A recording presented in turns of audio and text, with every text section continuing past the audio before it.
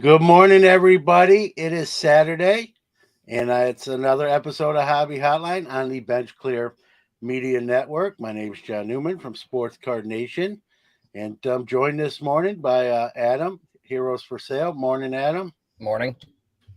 And only below us on the screen, just that's the way it goes. Victor, true rookie card specialist. Good morning, Victor. Morning, guys. I'm jamming out on that intro, man. I love the bass line on that thing. It's epic. I know Love it. it's almost like anytime I watch it, I'm biased, but anytime I watch it, it brings me a little back to football days. I want to kind of run through the locker room doors and out on the field and hit somebody. As I was a defensive There you player. go. But yeah, something different and getting good feedback on it. So Good. that's a good thing. Again, everyone's welcome to call in or link in. This is your show, as we always like to say, and we do have some topics, but we can go off script too. Let's, I guess, the low hanging fruit, guys, for hot button topics. I'll put it on the screen here. I think most people are familiar with what happened here, but maybe not. So. Panini at National Treasures. This is a Babe Ruth 1/1 cut card. If you look at the cut auto, the jerseys and jersey pieces are fine, but if you look at the cut auto, something ain't right there. If you're familiar with what a Babe Ruth looks like, it doesn't look like George Brett's signature. There's no similarities there. That is George Brett's cut auto inside this Babe Ruth booklet. I have not really, whether it be on the shows or I haven't been on Hobby Hotline since this news broke, so I haven't really weighed in on this, guys. I just don't. I guess I'll start out with saying I don't know how this sort of occurs because these cards, if you know, and I think you two know, and many in the chat room know, cards like this are usually sort of hand. That cut auto has to be put in there. That is not put in there by machine. And even if it was, they wouldn't trust that process. So that cut auto was placed in there by hand. I don't know how the George Brett, gets put in there. It's obviously not a good look, when a mistake like that happens. There was an erroneous report that someone pulled the Brett and had her, the Babe Ruth in that someone photoshopped that. That is, from what I'm being told, not happened yet. So I don't know, how this happens, and it's obviously to me a bad look. And the last couple of years when we're talking about customer service and quality control. There's not been rave reviews in those two departments, and this just added to another notch on that belt. So, guys, I mean, I'm sure you've talked about this or have a, what's your thoughts on something like this? Go ahead, Adam. Sure. I think it honestly probably just comes down to someone who didn't know what they were doing. Unfortunately, like over the past few years, I'm imagining Panini and Topps have hired like a ton of new staff. And I mean, for some people, a job is just a job, So like, even though they're working for a sports card company, to maybe, and I don't know, it honestly just could have been an honest mistake, but to some, it's just like a 9 to 5 or whatever their hours are. So like, I'm sure all of us at our jobs have made mistakes. And unfortunately, in this scenario, it just turned into the mistake that the person made was putting the wrong autograph in what's supposed to be the best card coming out of the product. That's kind of my thoughts on it, I guess. Yeah, I think really thinking about this at the macro level, I just think this is a really big black eye to the hobby. And it, unfortunately, on the macro level also, is we seem to be seeing these types of mistakes over and over again. They're becoming more prevalent, I guess you can say. But at the macro level, I think what we have here, and a lot of people throwing shade at Panini, but at the micro level, this is a printing error. However it is that they print these up and put these together, that's where the mistake happened. But logically speaking, where I work, if there's an error made at this level, I'm going to get a reprimand, right? I'm going to probably get a letter, something put in my record, or at the least, I'm going to get my butt chewed out, right? But here is where, logically speaking, I'm thinking to myself, where the heck is Panini? Now, I don't know if Panini has addressed this issue in a public format. I don't know if they gave any explanation, or did they just put their head in the sand? And to me, if they put their head in the sand, that to me is the most disappointing part, because they should be voicing here what happened. Well, I'm not gonna say yet. I got a weird theory that's gonna come out of left field. I'm not saying I believe it, but here's the other things. And someone asked me how do you know that the jerseys are fine too, which I did say, which is a good point. I don't. I'm assuming they got it half right, at least, but maybe they screwed the whole card up. This is, and I think you guys touched on it, right? This is probably the premium chase card in this release, right? This is a 101 Babe Ruth jersey cut auto, probably easily 5-figure card. And you think there would have been more, meticulous attention to detail. Hey, this is the card that people are going to want to pull, and let's make sure everything's right. So when it does get pulled, it's a big hooray for us. And then this happens. So here's my weird theory, conspiracy theory out of left field, guys. And again, I'm just throwing it out there. I'm not even saying I believe this, but I just thought about this, right? This card is going to get talked about when it's pulled either way, right? Mm-hmm. Correct or incorrect, right? But it obviously, because it's like this, right? What are we doing? We're talking about it more and longer in every show and podcast and video on YouTube.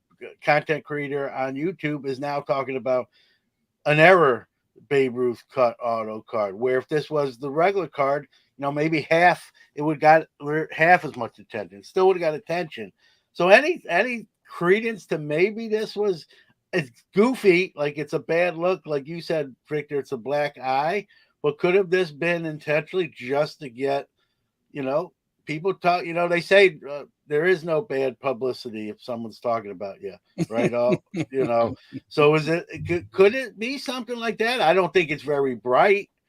I don't think it's a great idea, but just something I thought about, because everyone and their mother is talking about this mistake and this card. If this card came out with a Babe Ruth cut auto in it, it still would have been talked about, but it would have went away quick. It would have been talked about like a shooting star. Would have talked about and then sort of went away until it hit like an auction block or a sale. But now we're talking about it for weeks on end, and some people probably going to be talking about for months on end. So I just thought about, could have this been done intentionally to, get some buzz going, even though it has a negative connotation. You're still mentioning Panini. You're still mentioning National Treasures. You're still saying Babe Ruth. And any thoughts to that? Could be. I wouldn't surprise me. Let's just say, but I don't know. I think I don't think a company wants that kind of negative, especially in today's hobby climate. I don't know. This negative news, I don't think is what Panini was chasing here. I work in sort of the marketing realm, I suppose. So like I look at a lot of like sports marketing and just like marketing in general. And I think one of the things that I've noticed over the past few years, and I don't know how real or prevalent it actually is, but like the leak, like when something leaks, like a video game or something, like you have you have a whole, you're adding a whole news cycle to the card. I think, John, like you were saying, like you're adding a whole, a whole nother cycle or round of people talking about it, where if they just come out with a card, maybe it's a big deal, but maybe it's not. I mean, I think Panini, I don't know. It's interesting because the other thing that Panini has done recently, and I don't know if it's another thing. It's like, I don't know if it's by mistake or they're doing it on purpose, but they're releasing their new card designs like randomly, like not even like announcing them really. Like they came out with this year's Prism design just in like a rookie showcase card thing, like a random social media post. And since then they haven't even talked about the Prism design at all. They did the same thing with Contenders over this past week. They had like a rookie event and they took pictures of the rookies holding the new Contenders cards, and it's like, these cards are like, these are the cards that everyone wants. Like, I don't know if Panini's doing it on purpose or if they're, it's the thing. It's like, are they leaking these things on purpose, or are they doing it because they don't have a plan for how they're going to roll the card designs out? I mean, I think Topps has done a pretty good job with their rollout of like, Series 1 every year. So, I mean, I think it's almost 50-50, to be honest, like whether they're doing some of these things on purpose or if it's just like, they have so much stuff that they don't know what to do with everything, I like Kelly's comment is pretty legit. I like that's spot on there, Kelly. John, you might be muted. There we go. Here's a comment I think you're referring to, Victor. This would be a great. Now, here's a question. So let's assume we don't know that there is a Brett card out there with a Babe Ruth cut auto in there now, and you pull it. One of us pull it. Let's be real. I don't want to give that card back to have it switched, right? I want to keep that. So this might cost Panini, if that's the case, they might have to give away in a sense or distribute two. I'm assuming, I don't know if they have two, but two Babe Ruth cut autos. Because if you're the Brett, if you pull the Brett and that's what's the switcherooski, you're not wanting to give that card to just get a George Brett card. That's not your mistake. Why should you get a lesser value card, if you will? And I'm sure the guy that pulled this card or the person that pulled this card, you're going to want your Babe Ruth cut auto in place of a George Brett. So what does Panini do, assuming there's the other wrong card that is reversed of this in a sense? How do you make that right? Can you take that card from that guy that pulls the George Brett and say, hey, we are bad, sorry, but we're going to have to. You can't. I don't even see that legal recourse. You can't. That card comes out of a box they bought. You can't ask for it back. So they're going to have to make it. To me, the only thing they're going to have to do, is make this card right. Because if there's a Brett with a Babe Ruth auto, that person's not going to give it up, and they probably shouldn't, legally speaking. You pull that, you just pulled one heck of an error card with a Babe Ruth auto. Then how does, if that's the scenario, how does Panini save face here? Dig deep, man. Empty the pocket. They can ask for it back, right? I mean, doesn't hurt to ask. Honestly, also I want two things. The other thing is that like Panini has sort of notoriously not made statements. Like, when the whole box thing happened with like Backyard Breaks, where all these numbers have come out, Panini said nothing. That's like maybe one of the biggest controversies potentially. If that's another maybe conspiracy theory, maybe not, but like if all that's true, that's potentially one of the biggest controversies in my opinion in maybe sports card history. And Panini said nothing about that, which, I don't know. I don't think that necessarily means that they were doing anything nefarious. Like I think no matter what they said, no one would believe them in the first place. Realistically, I don't know. I mean, I think Panini just has notoriously not really come out and said anything. I actually think like if there's nothing on the back of the card that says this autograph is guaranteed to be a Babe Ruth autograph, nothing's going to happen. That I don't think even if the person contacts Panini, they're going to do anything about it because they have a billion other products that they are QAing and coming out with. So like, I don't know. I think it's unfortunate for the collector probably, but like, in my opinion, I don't think Panini's going to do anything about it, especially because they're losing a lot of the licensing. So like, this isn't maybe a licensed product, or this isn't one that's super, because it's baseball. So it's not necessarily like Yankees or MLB licensed, but still, like, they're losing all the licensing. They're like, whatever, we're just trying to get all of these products out that we can now. I agree with you, Adam. I agree with you. Which brings me back. Could this be on purpose to get some last minute like buzz? But go ahead, Victor. No, I was gonna, I agree with Adam's sentiment, but should they say something about it? We see a lot of companies being a lot more transparent today, because that's what the hobby's demanding, and yes, and they are meeting that need or that demand. But I haven't heard anything from Panini on this or any other issue, and they seem to just put their head in the sand, and here comes the next product. And I've had enough, me personally, and that's how come I don't deal with much Panini product for those reasons.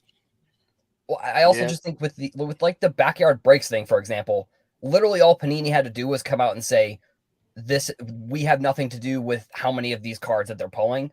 And I mean, that's their statement. So I don't know. It almost maybe gives grievance. I don't know if that's the word, but it maybe credence. I think that's it. To like John's conspiracy theory that they did it on purpose. Like, because like, if they're going to do it on purpose and then just not say anything about it, like, I don't know. I mean, all you have to do is, I don't know. I don't know what you even really do here. That's kind of the other thing. It's not like a new scenario, but it's like, it's new-ish because of social media. Like, we don't know how many times this has happened in the past, because, before, I don't know, 2018, which I don't know. I don't know how many of these mistakes have happened in the past, but like before 2018, 2019, sports cards, social media was not as big as it is today. So like, who knows how many of these issues they've had in the past. And because I haven't heard of any real stories of Panini fixing these cards. So like, and we all know what happens with their redemptions. Like for Panini redemptions, they got sued for not filling redemptions. So it's like, I don't know. I agree with Victor. It's annoying, and I think it's something where it's just, I don't know. Hopefully they can do something, but I'm not holding my breath.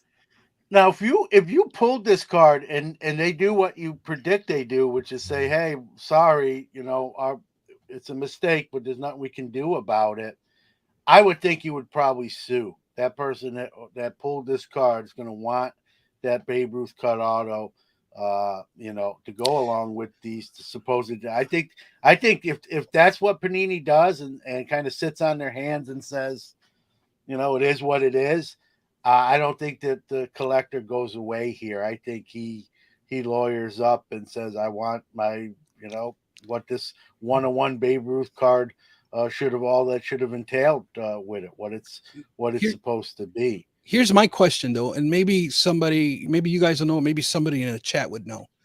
Has anybody even verified this story? Does anybody know who pulled this card, or is this? It's a good question. A Photoshop gag that's going out there. There's a lot of Photoshop gags going on around. But that would bring it back to your comment though, Victor. Panini would be right on that and say, listen, we QC'd this card. This is either photoshopped or manually messed with, like for bad publicity against us. So the fact that they haven't really commented leads, you know what I mean? If like, hey, I'm the president of Panini, I witnessed this card being manufactured and then distributed into the to the pack, there's no way that this came out. This is not our card. But they're not, to my knowledge, they're not saying that. Right. So again, I'm not saying it's not photoshopped either. Someone did Photoshop the reverse of this. A Brett with and that was proven. So no one's come out and said this is photoshopped either. So would I bet my house on it? No, I can't do that. But I think this is real. And tell you what, if this turns out to be a fake news plant story, kudos to the. I don't condone that activity, but we all got duped. We've already talked about it for a couple of weeks, right? Before the cat would get out of the bag. It reminds me when the Mets with the Sid Finch pitcher they made up that the press and everybody ran with back in the day. Couple comments, guys. I like this one from Mark Hoyle. If I got it, he's talking about the Brett with the Ruth cut auto, the reverse of this. If I got it, I would hold it, not reveal it for 10 years. Yeah, probably not the worst strategy, right? Maybe not 10 years, but not right away. I think they only guarantee the autograph. This is bobbles and ball cards, but they don't say whose autograph it is. So as long as it's truly an authentic autograph, they're covered. Same thing with relics. Yeah, it's still. I know that's true. I love this. This is the new tagline for this card. The Sultan of Swap instead of SWAT. I like that. But never occurred to me to verify, but because it just seems something like that's where we're at, right? Yeah, like you said, Victor, you've had enough that we don't even verify the mistakes that happen. We're so sort of like accustomed to them. Like, oh, here's another one. Just put it on the list, right?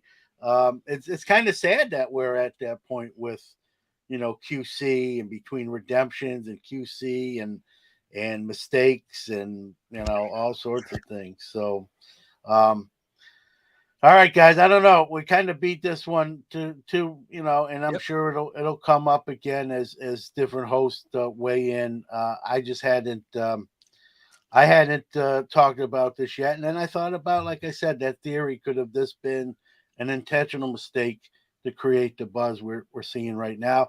And like you guys said, they may not even fix it. They might just say, hey, it's a real, like someone said in the comment, it's a real George Brett auto. The back says the auto is guaranteed by Panini America. You're good. And, so there you go. And then what if that's the case and there's a Babe Ruth cut doesn't even exist? They you know what I mean? They don't even have one.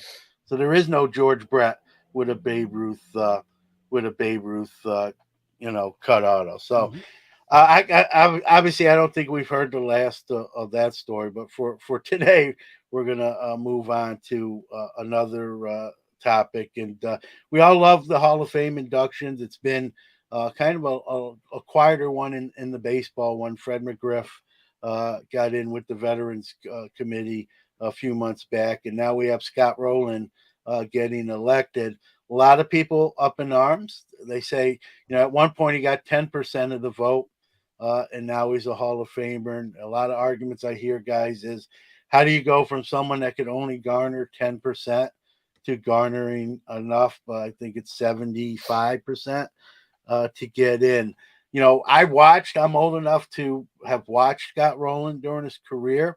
He was a very, very good player, but I never really thought Hall of Fame. Not that it's up to me, but I never struck me as, this guy's a lock for the Hall of Fame.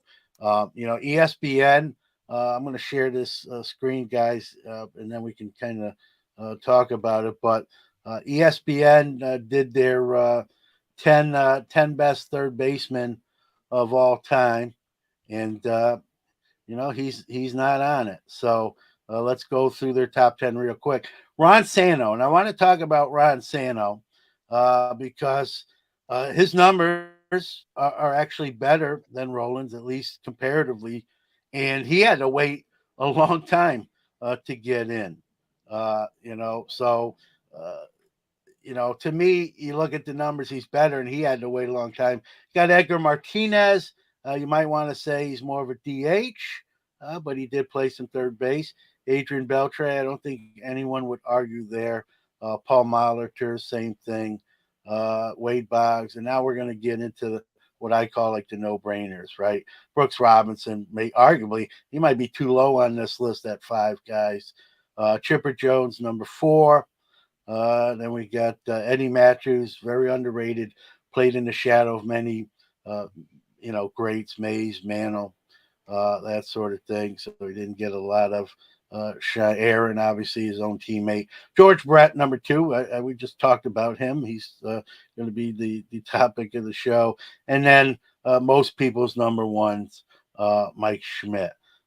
So I just don't see. When I was a little surprised when I heard that Scott Rolen got in, and nothing against Scott Rolen. Congrats to him, and you're not gonna turn it down. But I just never and I think it opens the door, guys. He's got 316 homers, 1,200 ribbies. His WAR is pretty good. I think he got in with his WAR. If you're into that stuff, he's over 70. Most people over 70 do make the Hall of Fame, statistically speaking. I think it sort of lowers that bar, and I know a lot of people bringing up Dale Murphy again, who I think's really right on that cusp. You can make the Don Mattingly argument. Injuries cut his career a little bit short, but I think this year's class of Rolen and McGriff sort of being like borderline. I hear a lot of reminds me when Harold Baines made it, and there's still people who think like he shouldn't be in, and so what do you guys think? I'm not sold. Again, nothing personal against Scott Rolen, but I just think this sort of opens the door for some other people to get in. Go ahead, Adam. Yeah, I mean, I think I was growing up when Rolen played in the league. I think he retired in 2012. So, he actually played pretty much. His first year looks like it was 96. So yeah, he pretty much played in the league as I was growing up, essentially, because 2012 I was a freshman in college. I don't remember him ever being the best player in the league, and I mean, I think for the Hall of Fame, like, at some point in your career, you should have been the best player in the league to make the Hall of Fame. He's gotten tons of All-Star MVP votes. Like, I think I'm looking at his Baseball Reference, in 2004, he was 4th in MVP voting, but that was the highest. And then almost here's not to cut you off. Just I want to touch on that because it was a stat that I read too. He's only finished in the top 10 in the MVP voting one time in his whole career, and I think it's the time you just spoke of, and that's sort of telling. But go ahead. Yeah, I mean, that's kind of my thoughts on him in general. But I just think, everybody complains about the Baseball Hall of Fame voting, and I think it's an issue. Like, I think that they need to change the process at this point. I think it should be honestly player voted rather than the Baseball Writers Association of America, because like also the process is like like you said, Scott Rolen was only 10% when he first got on the ballot. Now he's making it. So like, what changed to make, like, it doesn't. He had a great season. The process itself doesn't make sense. Like, why does a player first of all, why is there only a certain amount of it? It's very confusing, to be completely honest. Why is there only a certain amount of eligibility? Like, why is it that a player can start at 10% and then they get in at 70 or whatever? And obviously the baseball writers are all very biased towards players. So like, they're going to vote for players that they want. It doesn't matter if you were the best player or not. And I mean, in this scenario, I think, if I'm being honest, Rolen was probably a player that was really nice to a lot of the baseball writers, and that's why they voted him in. Because like, if you look at his statistically, he shouldn't have been voted in. Like, sure, maybe he was a good third baseman throughout his career, but and this is a term I've heard, it's the Hall of Fame. It's not the Hall of Good. Like, it's not the Hall of a Good. It's the Hall of Fame. Like, you're supposed to be the best player in the league at some point. So in my opinion, I just think that they need to change the process. Like, the baseball writers, everyone complains every year about these baseball writers. So just that process needs to change. I think it should be players that are voting other players in, because they're the ones that were playing. The baseball writers, all they did was watch. So like, there may be some intangibles that we don't know, that, they were a leader off the field or something along those lines. I just think it should change, in my opinion. I don't know. It's kind of, the process doesn't seem to make sense.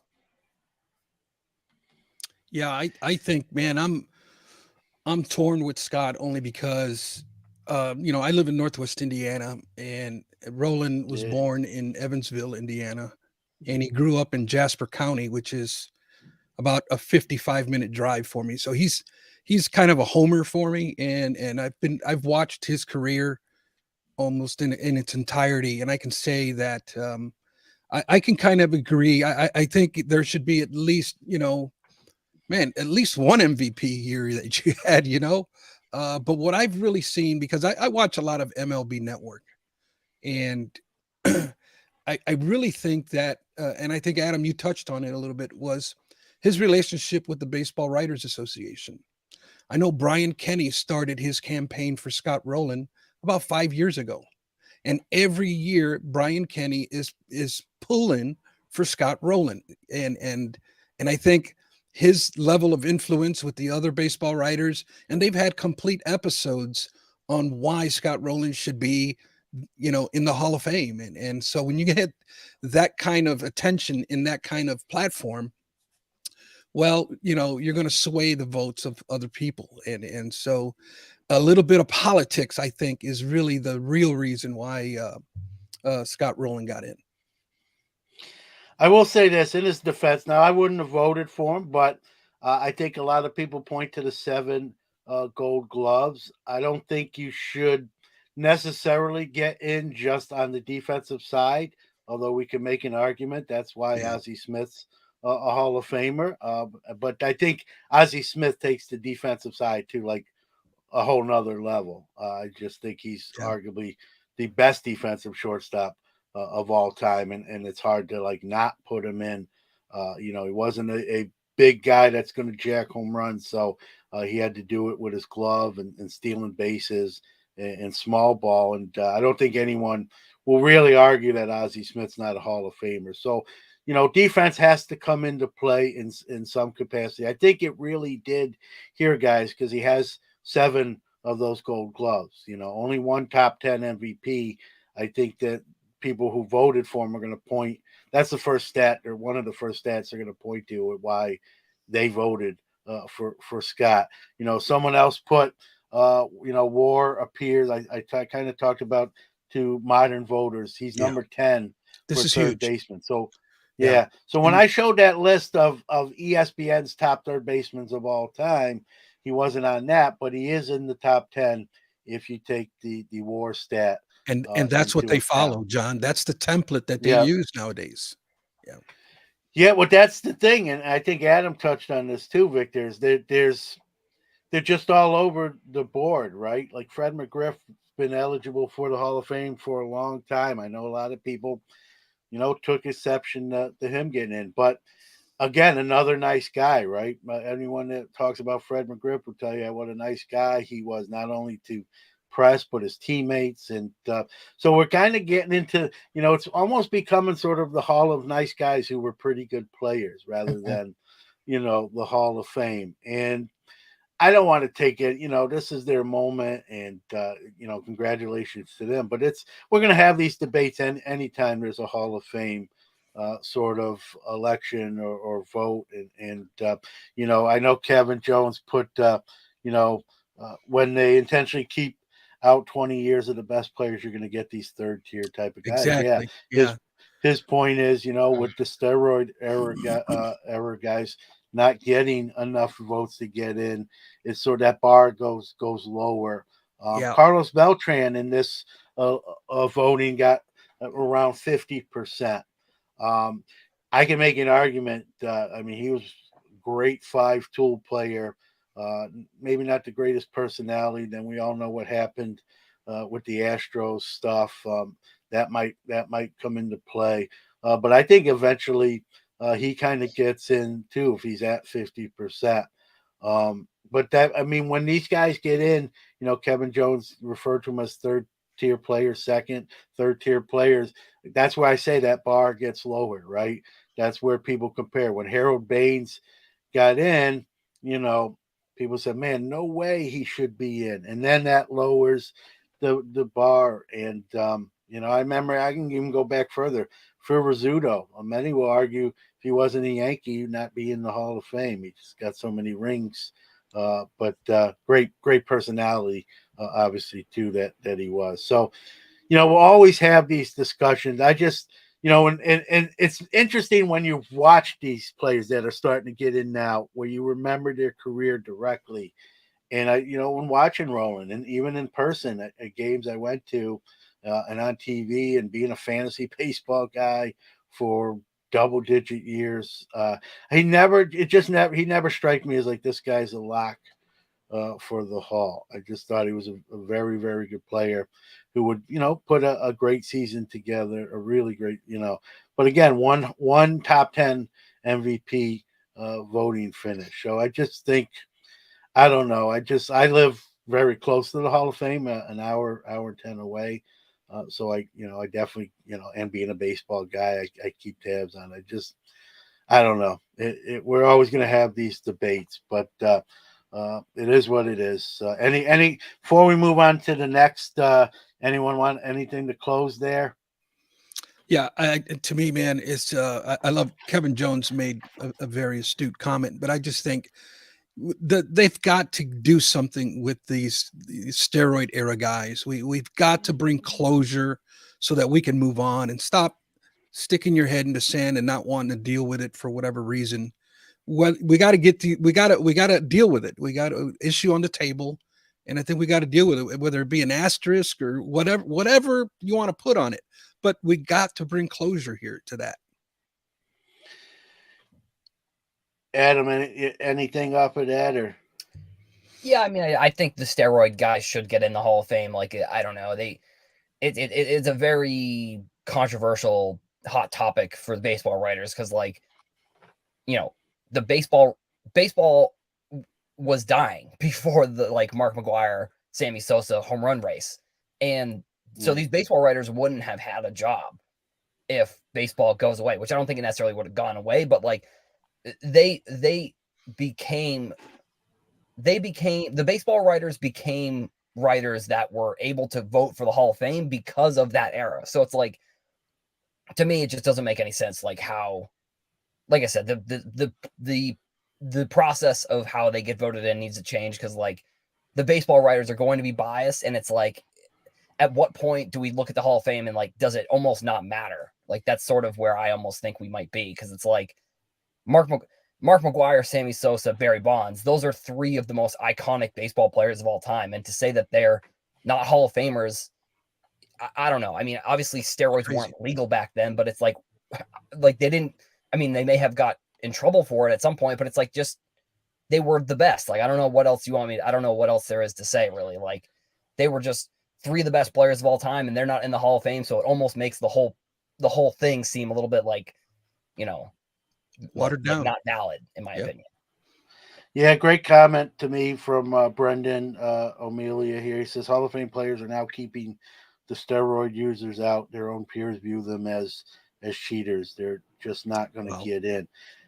I kind of agree with that. They don't want to be kind of affiliated with them. I've heard people talk about building a separate wing of the hall, they get in, but their plaques are separated. It's almost like the, go to the principal's office of the Hall of Fame wing. Your plaques are not with everybody else. I don't like the steroid, the players that use steroids. I view it as cheating, but I think we can make the argument, whether you like Barry Bonds or not, he was a Hall of Famer probably before, not probably, he had a Hall of Fame career before he started using. Same thing with Roger Clemens. So is that a criteria? Do we say, hey, listen, we believe they started using here, but let's look at the stats before that. Is that enough to get them in? And if it is, let's just put them in. I've heard other people say put them in, but on their plaque itself, put in there that, allegedly they use performance enhancers during their career. I don't know if you can do that. I think that's a bad look, right? You got kids coming in the hall and, but I guess you can make an example in that way.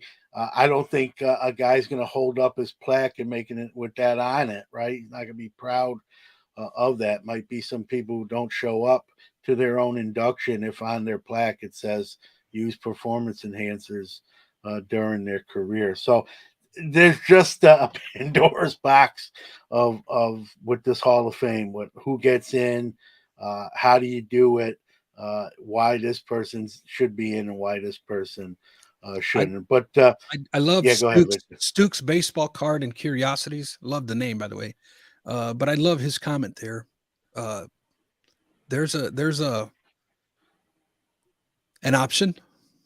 Yeah, or it could be. But what do you use? How do you, again, I've heard, people say, well, like I just said, Barry Bonds was a Hall of Fame, and I agree he was. But what about some other players? Right? There's players that have used that we don't even know. They weren't on the right. the Yeah, report. We got players still right? being caught. Players still being caught today. Listen. One of my guys that I'm a fan of, right? Mike Piazza, never really was proven, but allegedly used performance at some point. But you know what? Let me say this in defense of the steroid era guys, because I think it was more on recovery time of their bodies. Okay, now I'm 52 years old now. When I go to the doctor and I complain about any kind of ailment or sore muscle or cramping or spasms, you know what the first thing they do is? Steroids. And they, why are you giving me steroids? It's because recover time. It helps you recover faster.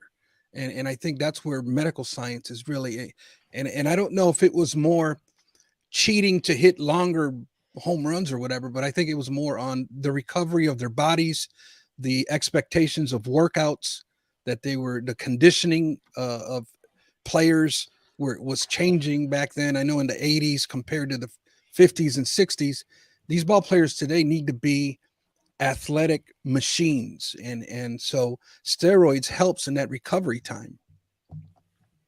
Yeah. Well, this makes the argument why I'm a huge Ken Griffey Jr. fan. Because he's never really been linked, and when you look at his body of work that he put up, and assuming we don't know, we weren't in that locker room, but assuming Ken Griffey Jr., who's never been mentioned with steroids or performance, and when you look at the numbers he's put up, we can make an argument he's probably one of the greatest ball players to ever play the game. So it's clouded. I think we all can agree it's sort of clouded the process, and there's some guys now in the Hall that some will argue that shouldn't be, and that's a whole nother episode. Let's talk about a Hall of Fame that people can vote on, and the only controversy is, hey, why didn't my card I voted for get in? And that's something you're involved with, Victor. So I'm going to put it on the screen here, and then I'll let you take it from there. Yeah. Thanks, John. And I know you did a great interview with the guys on your episode yesterday. I believe you released it, right? Yeah. Yep. Came out yesterday. A little longer episode. I don't like to go that long, but I also wanted to go over those 45 candidate cards and not really sort of be biased and skip some and talk about others. So we went a little over time, but we covered 45 cards, and I don't know, 10 of these are going to get in. The 10 highest vote getters. And there's going to be a lot of cards, at least this year, that, talk about being on the outside looking in, going to be on the outside looking in. But most of these will eventually, to me, it's a great list put together by Scott and Bart. I'll let you talk about that. But I think all these cards eventually become part of the Football Card Hall of Fame, but only 10 for the inaugural class here, but go ahead. Yeah, I want to give a brief little just overview of what it is. So for those who don't know, very quickly, but in 2018, Ray from Philly, YouTuber, he started a baseball card Hall of Fame, and over the years it's evolved, and he ended up bringing in Mike from This Baseball Card Life and myself a few years ago, and it started to gain momentum, and we ended up creating a ballot, and this ballot we used so that the hobby, the voters, can actually vote on which cards. And right there, Victor, I put the link in the chat to vote, so you can Thank you for literally that. vote. Yeah, as Victor's talking here. You get to pick 10 cards, but go ahead. The link's in the chat there, everybody. And the Baseball Card Hall of Fame really seemed it took off. We started gaining a lot of traction and a lot of momentum with it, and we just felt it was a natural progression then to let's do a Football Card Hall of Fame. And we ended up choosing two gentlemen that in the YouTube hobby community, there isn't a lot of football card content out there, but these two gentlemen, I can assure you, are and their hobby knowledge and their collection of football cards is second to none. And they joined the team, and we ended up creating this ballot. They started this ballot this year. This is the first time we're doing this.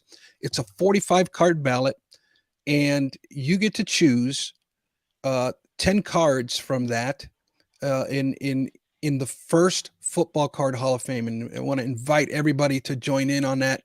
It's a lot of fun. It's in anything else, it's a lot of fun. And I guarantee you, if you watch this video, you're going to find it very educational, very informative. And I tell you, by the end of that video, I was so inspired to go buy football cards because it's that good. And I guarantee you, you'll enjoy it. The ballot is open until February 8th. And on February 11th, the weekend of the Super Bowl, we will be doing a live broadcast, I believe we'll be doing, on the induction of the first Football Card Hall of Fame. And so why are we doing this? Well, number one, it's just a hobby event that is fun to do. Number two is, or at least the number one reason, at least in my eyes, is that we get to vote. And many times we've seen top 10 list of so-and-so or the top 100 cards of whatever, but it's typically cards that are or ballots that are created by hobby publications or so-called hobby experts. And we wanted to remove that. We wanted to say, no, what does the hobby say? Which cards does the hobby choose? So in essence, it's really giving the voice a hobby. And these are the cards that the hobby has said are most relevant within the hobby today. And that's really the gist, the heart of all of this. Yeah, it's great. Like you said, Ray started the baseball. You guys came on board, and it's sort of the natural progression, right?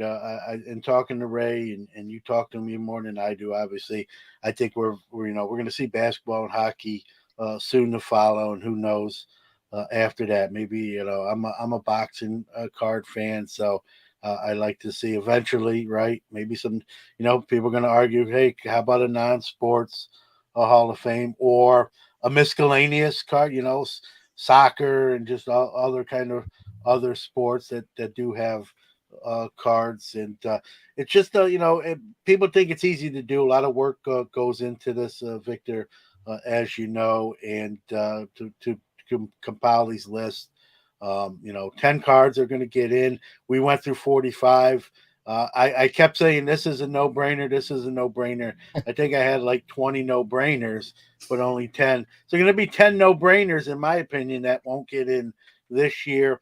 There are even some active players on that list. It's not all retired Hall of Famers. Correct. We try to keep an even amount for the entire ballot. We'll use, a pre-war, vintage, and modern era, a little bit of everything to make it more fair for everybody else. And I know in the chat, I think they're having issues with the link, John. Yeah, I see that. Yeah. I clicked on the link on my end and it's opening right up. So I don't know what's up with that. Let me see if I can, let me put it back in. I don't know. It should be the same. We'll try it again. When I tried clicking on it, it didn't work either. But I thought that might have just been something on my end. Okay, I'm going to resend it to you, John.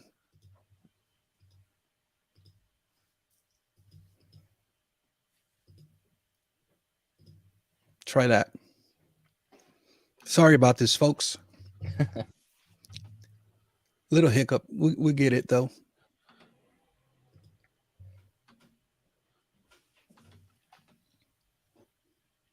So once we get the cards in, like this year, there's 45 cards on the ballot. 10 cards are getting in. So that means for next year, we're going to have some more cards in there to create next year's ballot. And that's where you guys come in. You guys can request cards, and the committee will look at those requests and we'll consider putting those on the ballot. So you actually have a voice even going forward as to which cards are on the ballot. All right, they're saying. I guess they're saying still not working. We'll figure it out. I'll post the link in the show notes. Social medias. I'll post it on Hobby Hotline social medias. The new link that you posted worked for me. Oh, okay. So now Yeah. it does. All right, the new link, which is longer there. Right, cool. I'll post it again. So it's fresh there. There you go. It's in the chat. It's the last comment until someone else comments. But it's a great thing you guys are doing. It's fun, right? It's interactive. We get to participate. People, in the hobby love to be active participants, and it's a great way to vote on your 10 favorite cards and see who gets in. All right, now they're saying it's working. So no problem. There you go. So vote for your favorite 10. Well, like you said, it's announced the day before the Super Bowl? Yeah, February 11th, which is the day before the Super Bowl. It'll be announced. So stay tuned for that. Yeah, and it's a good call on not doing it the day of the Super Bowl. Don't want to upstage their event. Very, it's nice that you're thinking of the NFL there. But again, it's great. You're going to get to do, here's the great part, right? You get to do it every year and participate every year. And like I said, I think there's going to be more sports, coming down the turnpike for Card Hall of Fame, and that's going to be awesome. Yeah, so let's talk. I'm sorry. Yeah, go ahead, Rick. Lastly, we did start a YouTube channel last year. Yep. Sports Card Hall of Fame Network, and that's where all of the videos will be posted after the fact, or that's where we'll be streaming from that YouTube channel. So if you want, show your support and subscribe to that channel. Yep. Facebook is as well too. Mm-hmm. So, all right, guys. Tomorrow, the conference championships in the NFL to see who our Super Bowl matchup is going to be. You got the Bengals versus the Chiefs. Mahomes not 100%. He is playing against the Eagles and the Niners. Kind of chalk matchup, sort of the high seeds and what many people predicted, but that's why they're high seeds. Let's kind of make, we're not going to deal with point spreads here and just pick winners. But let me put a disclaimer. Don't take anything we say to DraftKings or your local bookie or casino. That responsibility is on you. But I see. I'm a Steelers fan, so this really stings to say, but I'm a believer in Joe Burrow in the Bengals, and I think they get it done tomorrow. And on the other side, I think these are two very, very close games, as predicted by the point spread here on these games. But I think the Eagles get there in a great game with a late score. So I think it's going to be a Philly. And I know we got a lot of Philly guys on Hobby Hotline, so I'm not doing that for that reason. This is just what my gut tells me. I think we're in for a Philly, Cincy Super Bowl, but Pat Mahomes is hard to bet against, so wouldn't be surprised it's the other way around too. What say you guys? Go ahead, Adam. Yeah, I think Philly is probably. I think Brock Purdy, like the 49ers I think the 49ers might be the better team overall, but like I think the fact that like Purdy is the quarterback, it hurts them a little bit. Like I think I'm opposite in the AFC. I'm the same in the NFC. I think it's gonna be Eagles Chiefs. I don't know. I just think Patrick Mahomes he's good enough that he'll figure out, like, even if he's, on one leg, like he's going to figure, and Andy Reid in general is also, like, I think one of the best coaches of all time, to be honest. Like, as a Patriots fan, like he's been our rival pretty much like the whole time, like whether it was the times we played the Eagles in the Super Bowl or, now when the last couple of years with Brady and Mahomes and then, Brady and Mahomes again. So it's like, I think it's going to be Chiefs, Eagles. I think, the storyline's going to write itself. Andy Reid going up against his former team in the Eagles and, From there, I don't really know who's going to win necessarily, because like honestly it's a toss up. Like once you get to the Super Bowl, like especially when the teams are that good, like it's not like either of these teams are kind of like random, like just made a run. Like they've been two of the best teams all season, so I think, in my opinion, that's probably what's going to end up happening.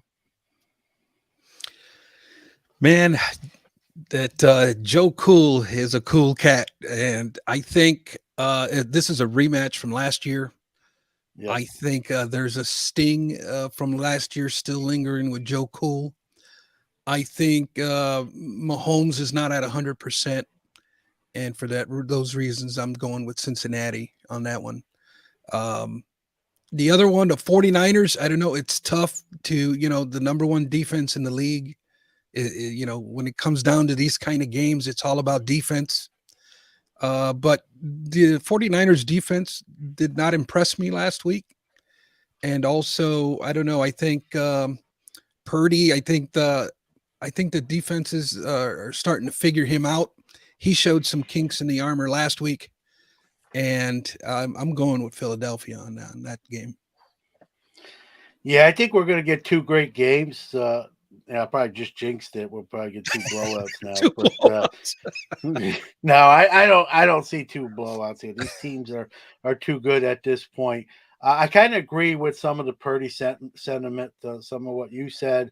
We're seeing it in the chat room. Like, it's a great story, and he may be the starter next year. We may have like sort of a Tom Brady 2.0 kind of come out of nowhere. I mean, he's not going to have a Tom Brady type of career, but maybe, the last pick in the draft, Mr. Irrelevant, be a 10-year starting quarterback potentially. But like that magic for this year, at some point, you're just waiting for like, the stagecoach to turn back into a pumpkin in that midnight hour to strike and fill it out. We're talking about the Niners defense, Victor, and great point. They are the number one defense in the league, but Philly's defense is right there. Right there with them. Sure. So they got like number 2. So it's not like it's a number one defense versus a number 20 defense. They're very, very similar. And then you look at the offenses. They're both great offenses too. So it's going to be a great game. I just think Hurts a little more experienced, a little more polished. The lights probably don't burn as hot on him as they will now on a young Brock Purdy. So maybe a Purdy mistake late maybe sends the Eagles to the Super Bowl, and I would sign up for that Eagles Bengals, and I know it's weird. I'm a Joe Burrow guy. Just wish he was on another team other than the Bengals as a Steeler fan. But I gotta call it like I see it, regardless of my homerdom with the Steelers. I just think Joe Burrow is legit an elite quarterback. I think he's proven that now, and I think he gets to the Super Bowl, and again, like last year, but I won't give it away. I got a feeling he might be holding up the Lombardi here in a few weeks. So we'll see. That's the fun. That's why we watch, and wish we were talking about the Steelers, but it's probably gonna be a few years before that ever happens again. So gonna be fun. So I'm going Bengals Philly, but we'll see. Getting a lot of people voting in the chat. Thank you everybody for voting. Appreciate that. Yeah, yep. Give your picks and vote for you're also the 10 football card Hall of Fame. Hope you enjoyed it, and if you can, share it with another fellow collector if you don't mind. Yep. Spread the word. Let's talk about that's going to probably do it for this week. Let's talk about next show, Tuesday, 9 p.m. Eastern, 6 p.m. Pacific. Your hosts are going to be Drew Herndon, Uncle Rich Klein, and Danny Black, and we'll see if there's any new developments on the Panini front. But with that being said, any last words, guys? You want to plug any shows or content you got? Now's your chance.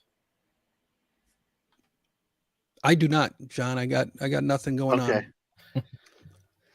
All right. Well, hey, listen, that makes we'll get out of here a little bit early, but I appreciate everyone in the chat room for being interactive, for voting in the Football Card Hall of Fame, for putting up your comments with the Roland, the Babe Ruth card, in the Football Card Hall of Fame and your picks in this week's conference championship. So we're gonna call it a day, and we'll see you on Tuesday. We'll be back here on Bench Clear next Saturday again. Thanks, everyone.